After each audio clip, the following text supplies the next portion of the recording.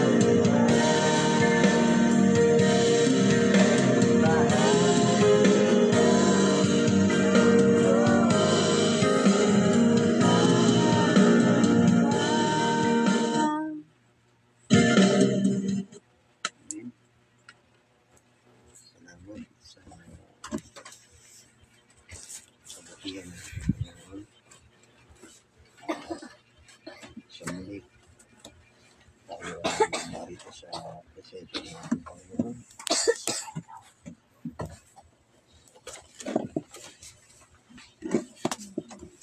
So, napakadahila ng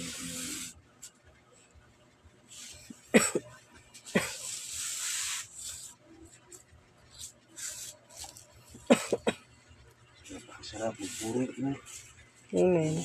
Talagang inapulo ng ating Panginoon sa biyaya niya. Ano man ang nangyari ay talagang yung kagalakan sa puso ng Bride of Christ nawawala at salamat at pinahinto na tuloy-tuloy na ulan. Amen. Medyo maamoy pa man ay gawa ng talagang parte na yan ng weather status. So I'm glad to say na kung ano man yung kaganapan, ano man yung nature ng mga interaction, ano man yung inaakala ng mga tanda, bagamat hindi tayo kontra dyan, pero we are not a sign seeker people. The people of God always looking for His word na Amen. doon yung ating basihan, doon tayo na-ignite sa salita ng ating Panginoon, tayo nagre-rejoice at alam niya yung alam natin yung bawat pangako ng ating Panginoon na kumbaga hindi man natin bantayan from time to time, talagang darating at darating ng ating Panginoon. Kaya ang kinakailangan lang patuloy lang tayo habang tayo ay narito, maglingkod lang sa Panginoon. I-alay natin yung sarili natin, i-commit natin ang buong puso natin paglilingkod sa Kanya. Kaya nga ito yung mainam na gawin natin sa bawat linggo. Lipas na naman yung isang linggong nakaraan at isang kagalakan na sa kabila ng pinagdaanan, mga pagsubok, ano po man, ay mananatili talaga ng overcome from pride. Amen. So sa gabing ito, ay gusto kong mag-share sa inyo ng maiksing mensahe. Yung title natin is From Mercy to Judgment. Dahil makikita natin palala yung situation ng mundo. Kaya tayo, sabi ko nga, hindi tayo sign seeker. Alam na natin, hindi naman natin mapipigilan ang kaganapan niya. Worst na, alam na natin yan. Kaya ang pinakabasihan natin, sabi nga, the last sign that Abraham ever seen before the promise and came was God manifested in flesh. So, ganoon din yung pinakang last sign sa atin. Ito na lang yung sa tingin natin, pinapaniwalaan natin na habang tayo ay naririto pa, hindi pa ibinubuhos yung kahatulan o kagalitan ng ating Panginoon. Yung mga bagay na yan, susunod na lang yan. So last time, pinag-usapan natin, tinalakay natin yung tungkol sa about junction. Mahalaga yun makita natin na since we are nearing sa closing ng world history, papatapos na, at the end of this road, hindi tayo tutuloy-tuloy sa pagtatapos na maging bahagi pa tayo, kung hindi ang hinihintay natin pagdating ng junction na literal kung saan ang Panginoon ay nakaready na, everything is already set in order. Tayo na lang yung inaantay na agawin. Pag inagawan tayo ng Panginoon, then lahat yan mangyayari na. So sa gabing ito, basahin natin ang mananang kasulatan sa Book of Matthew chapter 12 verse 30 hanggang 32. Sabi dito, He that is not with me is against with me, and he that gathereth not with me is scattereth abroad. Tagalog, ang hindi sumasa akin ay laban sa akin, at ang hindi nag-iimpok na kasama ko ay nagsasambulat. Sa 31, wherefore I say unto you, all manner of sin and blasphemy shall be forgiven unto men, but the blasphemy against the Holy Ghost shall not be forgiven unto men. Ang Panginoong Hesus ang nagsasalita ng usap dito. Sabi niya, kaya't sinasabi ko sa inyo, ang bawat kasalanan at kapusungan ay ipatatawad sa mga tao, datapwat ang kapusungan laban sa Espiritu ay hindi ipatatawad. And whosoever speaketh a word against the Son of Man, it shall be forgiven him. But whosoever speaketh against the Holy Ghost, it shall not be forgiven him, neither in this world, neither in the world to come. Sa last verse ito, at ang sino mang magsalita ng isang salita laban sa anak ng tao ay ipatatawad sa kanya, datapwat ang sino man magsalita laban sa Espiritu Santo ay hindi ipatatawad sa kanya kahit sa sanlibutan ito o maging sa darating.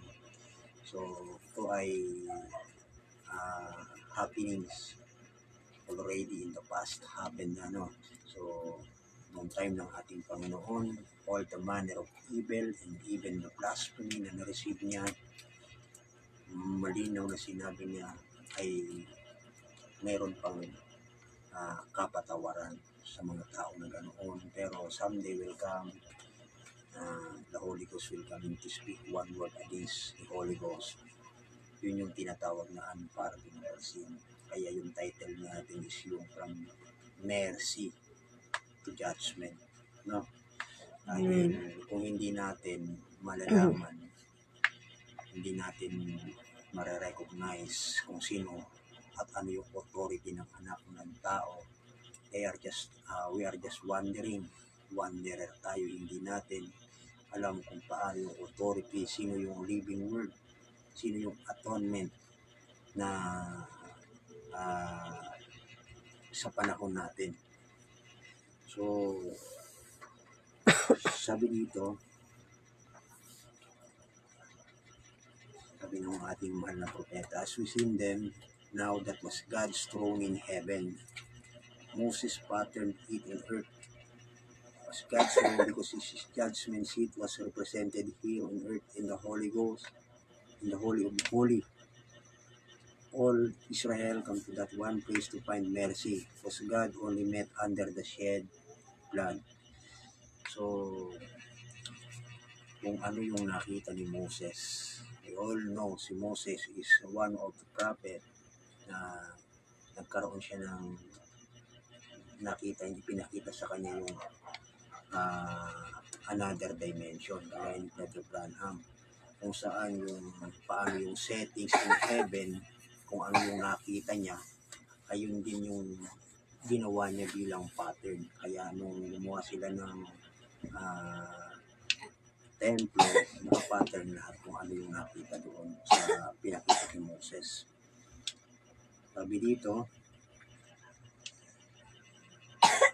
now listen close, then the Shekinah glory raised from that mercy one day, and it settled on another tabernacle.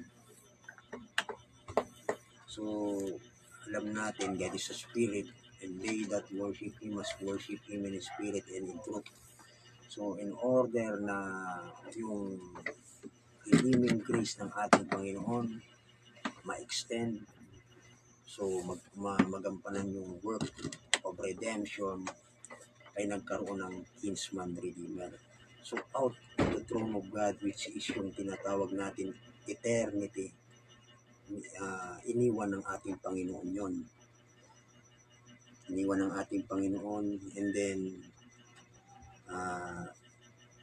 yung Shekinah glory raised from that mercy, set one day, it settled on another tabernacle. Ito yung sabi nga ng prophet, may 3 thrones, no? Yung first throne of God, yung eternity. And then yung second throne of God is yung mercy seat, veiled in flesh. Yun yung Shekinah glory na nasa katawan ng ating Panginoon. Yung God veiled in a man. Yung natural man nakikita is only natural things. But the spiritual man, nakikita niya, na-recognize niya kung sino ang ating Panginoon. So some of those religious people, they thought na ang ating Panginoon is just only a man. But hindi nila alam na ang ating Panginoon, si Jesus ng kanyang earthly ministry, He is not just a man. He is more than a man. Yun yung tinatawag na mercy seat. Kaya hindi nila na-recognize na yung mercy seat, yung hinihintay nilang atonement in their days, ay in plain view na andun na yung katubusan, yung perfect interpretation na kanilang pinapaniwalaan at inihintay. Nung dumating ito, mayroon expectation ang bawat tao Pero taliwas sa kanilang expectation, dumating ito na naaayon sa programa ng ating Panginoon, hindi nang naaayon sa programa o sa interpretasyon ng mga relihiyosong tao in their days sa kapanahunan ng ating Panginoon. At sabi dito, listen close then, the Shekinah glory raised from that mercy one day, and it settled on another tabernacle. This one, the Father judged no man, but He committed all judgment to the Son. So makikita natin yung transition na yung paghatol ay hindi nasa Ama, kung hindi ibinigay niya lahat yung authority sa kanyang anak. God judgment seat. You speak against me, it will be forgiven. Speak another one coming, another mercy seat. Speak against the Son of Man, it will forgive you. But someday the Holy Spirit will come to dwell in the hearts of the people. One word against it will never be forgiven. So just think about it, mga kapatid, no? Isipin na lang natin na mismo yung Savior natin yung pagsalitaan mo ng hindi maganda, gawan mo ng hindi maganda. Pero binibigyan, very gracious pa rin ang ating Panginoon. Bakit? Sabi nga, all things work together for good because they don't know what they are doing. Sabi ng ating Panginoon, forgive them, Father, na andun sa Kanya yung authority. Sabi nga, all the power in heaven and in earth was given unto me. The fullness of the Godhead bodily ay naandun sa ating Panginoong Jesucristo. Pero despite ng lahat ng ginawa ng mga tao, very gracious pa rin siya. Bakit? Still, yung mercy is on the scene. Siya yung mercy seat Yung ginagampanan niyang ministry is yung sa redemption. Pero hindi lahat Sabi nga, yung subject, only those redeemable subject lang. Hindi para sa kabuuhan o sa pangkalahatan. Sabi dito,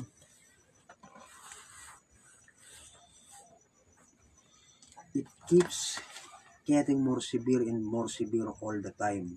The judgment, yung baga sa time ng ating Panginoon, malala na, pero palala na hanggang sa pinakandulo ng kapanahunan. No? So pinapattern kung paano si Moses, pinattern niya lahat ng nakita niya sa langit. Yun yung in-apply niya, ginawa niya din sa lupa. So dito rin sa atin, pinapattern din sa atin kung paano yung mercy seat na na-veiled in flesh sa panahon ng ating Panginoon, ni-reject yung rejected king. Siya yung rejected king dahil kung tutuusin, siya yung hari na hinihintay.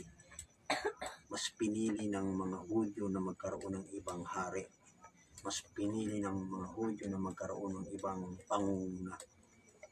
Sa panahon pa lang ni Moses o yung mga sa panahon ni Samuel, mas ginusto nila, ni-request nila na bigyan sila ng hari. Ayaw nila yung talagang direct na ang Panginoon yung hari, at gusto pa nilang magkaroon ng mediator. Ganoon yung tao. Kaya hanggang dumating ang kapanahonan natin kung paano yung ginagawa sa nakalipas, ganoon din yung nangyayari, na kung tutuusin, there is no other mediator. Walang ibang tagapamagitan, only yung anak ng tao, anak ng Diyos, which is ang ating Panginoon si Kristo. Walang ibang po pwedeng maging tagapamagitan between God at saka man. Only His Son, His begotten Son, si Christ. Kaya palala ng palala, it is getting more severe and more severe all the time, the judgment, because God is continually wearing His patient out. Ganun pa man, na andun pa rin yung patient, no, mercy ng ating Panginoon, trying to get sinners to come to Him to be reconciled first. He was in heaven above and shining through the stars. Una, ito yung sinasabi natin, yung first throne of God. He is God above us. Then, the second, He was on earth shining through the Shekinah glory. Yung second throne, kaya nag-inmorphe ang Panginoon. God is changing His mask. Every time na magkakaroon ng pagbabago ng panahon, nag-change din ng maskara ang ating Panginoon. The word changing His mask in Hebrew o Greek word ay ang tawag yan is inmorphe. Yun yung ibig sabihin. Nag-i-inmorphe yung ating Panginoon. Hindi siya nare-recognize dahil yung expectation niya, yung karamihan ng tao, people thought na akala nila yung inaantay nilang Kristo, same pa rin nung Kristo sa nakalipas. Pero hindi po, mga kapatid, dahil nag-inmorphe na. 2,000 years ago, ito yung second throne na kung saan ang ginampanan niya is yung bridegroom office. No, yung office niya, yung vessel is yung bridegroom. Singular, one man. Pero yung ministry yung ng anak ng tao. And then sabi dito, next He came and was made flesh and dwelt among us, still wearing His patience. Then He redeemed man by His blood, came into His church in the form of the Holy Ghost. So the next thing, mga kapatid, inmorphe naman ang ating Panginoon in the form of the Holy Ghost para i-redeem yung kanyang church. And speak against that it's finished thing, done. So ito yung promise na kanina binasa natin, na sa kaarawang ito yung worst to worst, yung tinatawag natin na nagiging more severe yung judgment ng ating Panginoon, almost a strike na. But the last thing, mga kapatid, is yung mercy seat na lang, na until yung mercy ay naandito pa, ay hindi po pwedeng ibigay yung kahatulan ng Panginoon. So ngayon, nung ang ating Panginoon ay siya yung gumaganap ng ministry ng anak ng tao. So sabi dito, remember God's guards of the ark or the mercy seat. Now remember to how many? John saw how many? 4. So nakita ni John. Kaya sabi ng prophet, yung mercy seat sa panahon ni Jesus, ito ay guarded ng 4 gospel, which is Matthew, Mark, Luke, and John. Itong mga sulat ni Matthew, Mark, Luke, and John is all about yung kwento ng ating Panginoon. Nakita nila, nasubaybayan kung paano. So ito yung gumagwardiya ngayon sa mercy seat. Sabi dito, scene 4, So, ganun din sa panahon natin. Four living creature na. Now, watch, they both seen the same vision.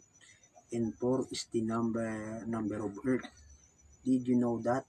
How many knows now before we have to go into it? 4 is an earthly number. Ang na number 4 pala mga kapatid is a number na tinatawag na earthly number.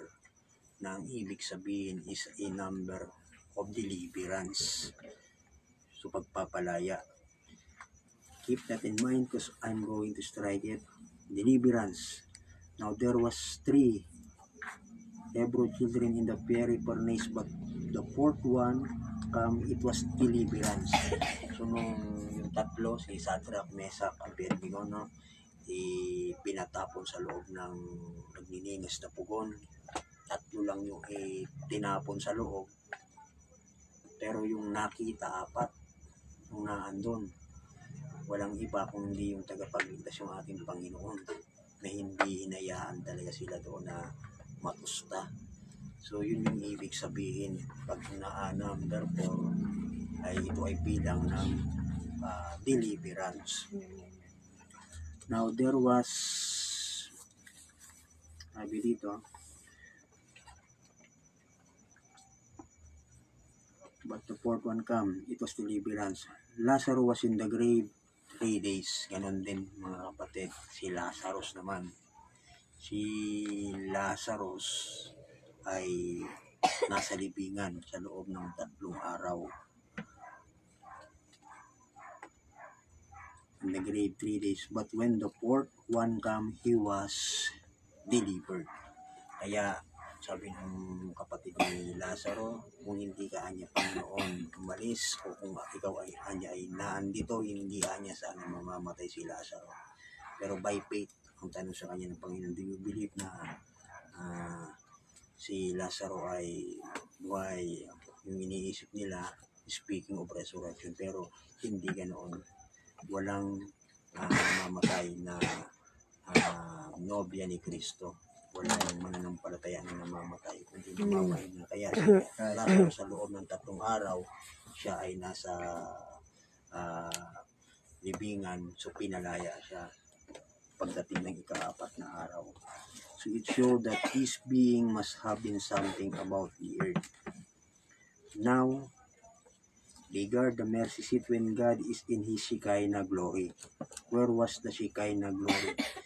So speaking of Shekinah glory, nung ang ating Panginoon, siya yung plain view ng Shekinah glory, yung presence ng ating Panginoon.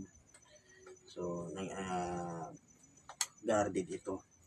Pero dito sa panahon natin, they guard the mercy seat when God in His Shekinah glory. Where was the Shekinah glory? At the mercy seat. Yung Shekinah glory, yun yung tinatawag natin na at the same time nasa mercy seat.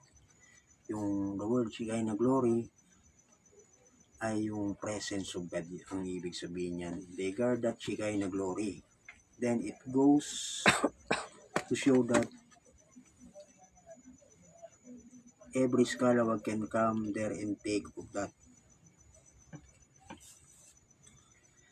Now, the mercy seat in the hearts set where the shining forth His glory in all of His children. Yung mercy seat pala mga kapatid is in the heart. Doon siya nag-shining forth yung kaluluwalhatian niya para sa kanyang mga anak. The Shekinah glory in the human heart. Kaya yung from glory ay siya ay bumaba sa galing sa kaluwalhatian, sa eternity, napunta sa isang human being na walang iba kundi yung ating unang yung ministry ng unang Son of Man. And then sabi nga, yung pinangako na pagbabalik, siya yung nag-immortal again, na kung saan hindi mo mahahanap ang Panginoon, yung presence of God, kung saan lang, geographically placed na akala mo nasa langit, pero yung langit na tinutukoy, sabi nga ng Bible, na heaven is my throne and earth is my footstool. What house will you build me? O anong house yung o bahay ang gagawin mo para maging tahanan ng Panginoon? Kung ang trono ng ating Panginoon ay langit at ang kanyang tungtungan ay lupa, ano pa yung gagawin mong bahay? Because hindi ang Panginoon tumatahan sa bahay na gawa ng bato, kung hindi sa katawan ng kanyang nobya. So it is now in the heart of every believer. Yung first throne, yun yung galing sa kaluwalhatian, and then second throne na andun sa katauhan ng ating Panginoon, and then yung third throne of God is He is now in the hearts of every believer. Bawat bride of Christ nasa katawan ngayon ng bawat bride of Christ ang ating Panginoon, nasa puso. Is that right? Is that the mercy seat? How do you come through it into that through this different system? So ang tanong, paano ba makakapunta sa pamamagitan ba ng different kinds of system? No, hindi ganoon mga kapatid. Kung hindi, sabi dito,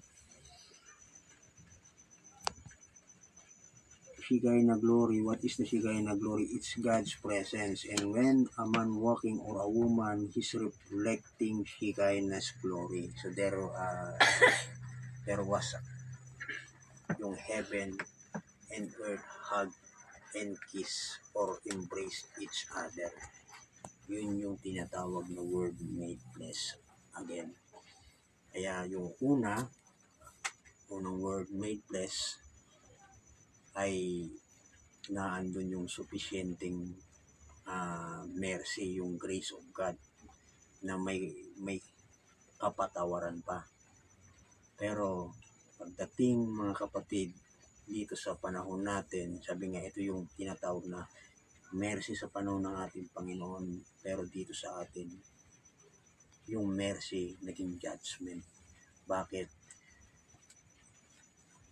Once na i-reject mo yung word made flesh sa panahon natin, wala nang mercy pa, wala nang kahabagan, wala nang kapatawaran. Ito na yung huling pagkakataon na to speak one word o i-reject mo yung Son of Man, yung Holy Spirit na nasa Bride of Christ, you will never be forgiven. Sabi dito, and now we're living in another age. I love this age, don't you know? God has mercy seat today to be guarded. So, kanina yung tinukoy kong mercy seat, yung panahon ni Jesus. Ngayon, we're living in another age. Kung saan itong another age na ito, may another mercy seat. No? God has mercy seat today to be guarded. You believe that? Where's the mercy seat found? In the heart of man. So saan mo ngayon matatagpuan yung luklukan ng awa? Ito ay nasa puso ng tao, ng kanyang mabiyang Kristo. Where did it come? In the heart of man. Galing sa puso ng tao at the day of Pentecost when the Holy Ghost, which God come into human heart. Let's mark this down. So ito. So kung paano yung guarda, yung mercy seat, mayroon din gwardiya sa panahon natin. Kaya makikita mo yung throne sa Revelation chapter 5. May naka-guarded na tinatawag na 4 living creatures, yung 4 beasts, yung lion, ano pa, lion, ox, face of man, and eagle. So yun yung gumagwardiya din sa mercy seat. No? So kailangan natin maintindihan na hindi patapos yung mercy. Some thought na akala nila dahil anya wala na yung dating lamb. He is no more a lamb. Hindi na siya lamb kundi lion. He leaves the throne, na ganoon yung mga quote. Akala nila tapos na yung kaarawan ng mga biyaya. So sabi dito, basahin natin sa quote, he leaves the throne to be an intercessor as a slain lamb. Ito yung una, yung galing sa original form ng ating Panginoon. Iniwan niya yun, yung God is a spirit, and they that worship Him must worship Him in spirit and truth. Naging siyang tinawag na intercessor bilang lamb na kordero na pinaslang. Afterwards, from lamb, ang mangyayari sabi dito, to be a lion or king, to bring the world to judgment, who has rejected his message. So after nung first ministry, yun yung lamb, no? So pagdating sa kapanahon na natin, no more lamb, na hindi na lamb. Kaya nga nung si John nire-represent yung bride, nung ipakita sa kanya ng elder, yung nakita ni John, instead na lamb, hindi lamb, lion yung nakita niya from the tribe of Judah, which symbolizing na king. And then sabi dito, is not mediator. Pero hindi ibig sabihin na wala nang tapos na yung sinasabi natin na wala na yung lamb, he is now a lion, ay wala nang mediatorial works. Ito ay saan yung nang tinatawag nating mensahe. Sabi dito, notice, here he comes, leave the throne as an intercessor. Kasi 2,000 years ago yun eh. 2,000 years ago, pumasok siya sa 7 church ages. Yung bago siya pumasok sa 7 church ages, ang ginampanan niya is yung lamb. Sacrificial lamb siya. And then pagdating ng 7 church ages, siya yung intercessor, doing the mediatorial works, tagapamagitan. Bakit? Wala pang unawa yung mga tinatawag na early church o yung bride sa panahon natin, sa panahon na nakalipas, sa mga nagdaang kapanahunan, iglesia ng kapanahunan.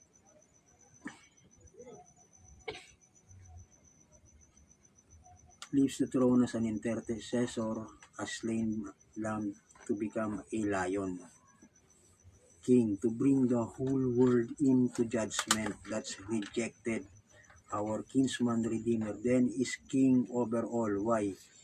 He's got the title deed of redemption. It all lays within his hand, and I'm glad I know him. So yun pala mga kapatid yung ibig sabihin. I-claim niya yung subject niya. Para ma-claim niya yun, kailangan niyang iwanan yung throne kung saan siya ay lamb na inislain. Hindi na yun. That was in the past na kapanahunan na. Kung iniisip natin na pag sinabing Kristo sa panahon natin, yung kung iniisip natin na parang siya pa rin yung dugang kordero, wala nang ganoon. Tapos na yung ministry ng kordero. He is now a lion.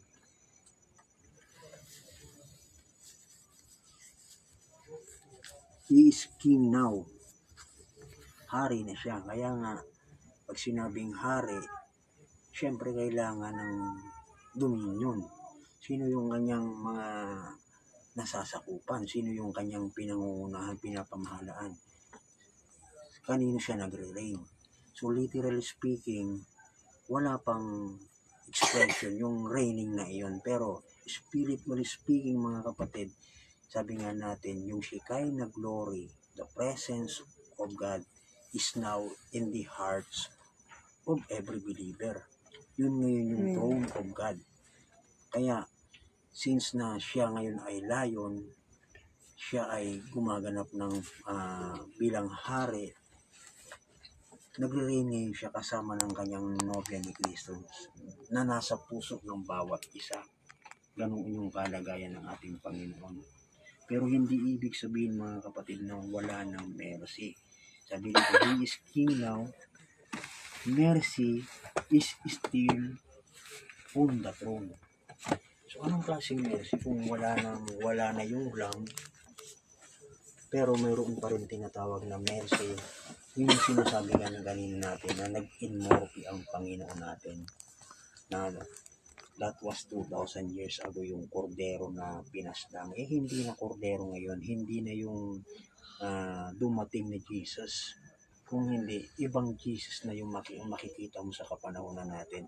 Yun yung Holy Spirit. The same Jesus pa rin yung na nasa katauhan na ngayon ng Bride of Christ. Na kung saan siya yung mercy seat. Hindi pa man pala tapos yung mercy. Kundi nagkaroon lang ng tinatawag natin pag-i-immorphe. Mercy is still on the throne. Don't you reject His offer. So habang naandito yung bride, still yung mercy seat ay nandyan pa. At yun yung offer ngayon. Still meron pa rin subject na tinutubos ang ating Panginoon para claim niya yung mga subjects niya hanggang sa huling predestinadong binhi ng ating Panginoon ay matipon, makuha. And then sabi dito, now He comes forth, step out from eternity back yonder of the throne of the Father where He sat as an intercessor. Now He comes to be a king. So yung makikita natin, yung 3 thrones yun. Nilisan niya yun, yung throne. Back of, out from the eternity. Patungo doon sa trono kung saan siya ay naging intercessor. Where He sat as an intercessor. He becomes to be a king. The next thing, mga kapatid, sabi nga, when the fullness of time has come, ay tayo ay dinala sa ibang kapanahunan. Yung fullness of time lang yun, tayo ay dinala, inilabas sa partiality. Kung saan, yung fullness of time lang yun, dinala tayo sa kabuuang katawan ni Kristo. We are gathered together in one place. At yung place lang yun, yun yung mystical or yung katawan ni Kristo. Yun ngayon yung mercy seat. Hindi pa man tapos yung mercy, wala pa, hindi pa talaga totally yung judgment. While the bride of Christ is still nasa earth pa rin, may mercy pa.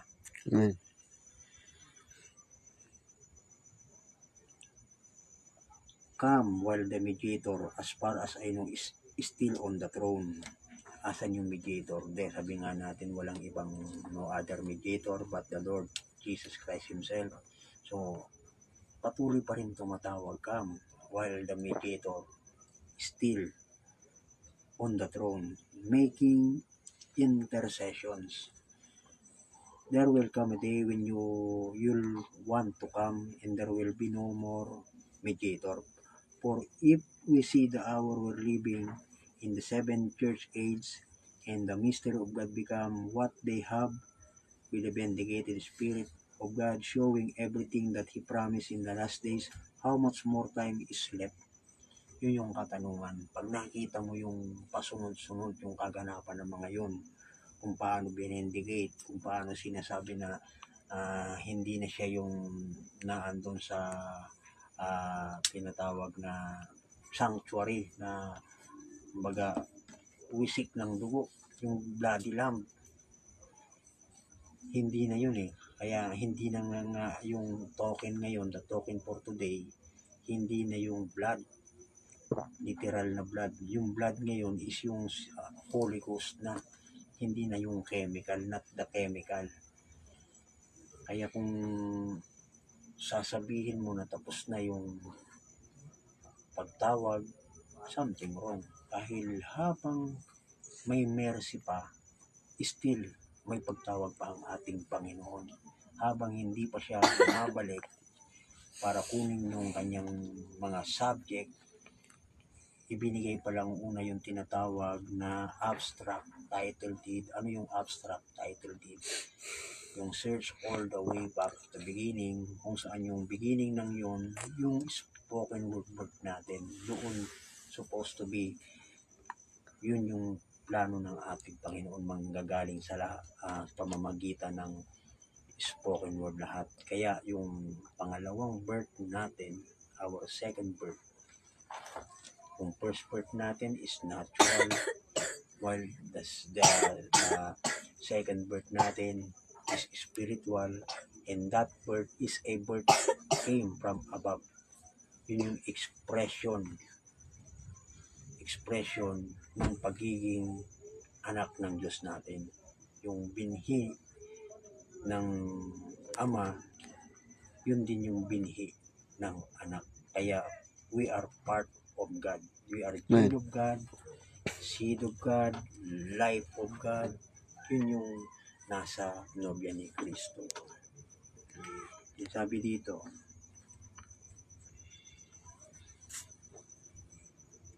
well, I believe with all my heart the seat is still open. I believe he is still on the throne of God, but soon he's going to rise now and come forth to claim what he has redeemed. So may iba yung redemption. Yung redemption tapos na eh. Tinubos na niya. Yung mga tinubos niya na andun na ibinigay na yung abstract title deed, pero hindi pa niya kinukuha yung mga tinubos niya. At yung pagkuha niya sa mga subject na kanyang tinubos, yun yung hinihintay natin. Kaya nga yung first coming ng ating Panginoon, yun yung redemption.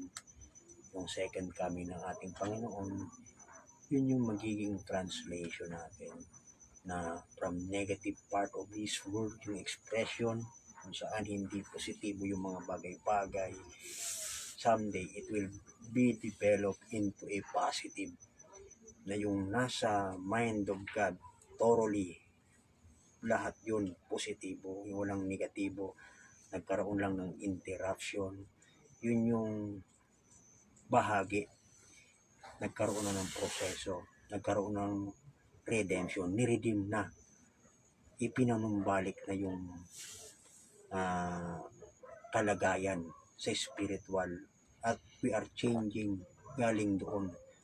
Yun yung down payment natin, kung saan we are eternal being din sa pamamagitan ng gene, sa pamamagitan ng seed ng yan na in-express na ng ating Panginoon. The word that was in you will materialize. Yun yung nagmamaterial.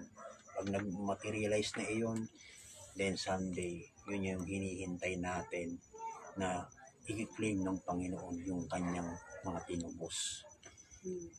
While we are still waiting, still may mercy pa rin ang ating Panginoon.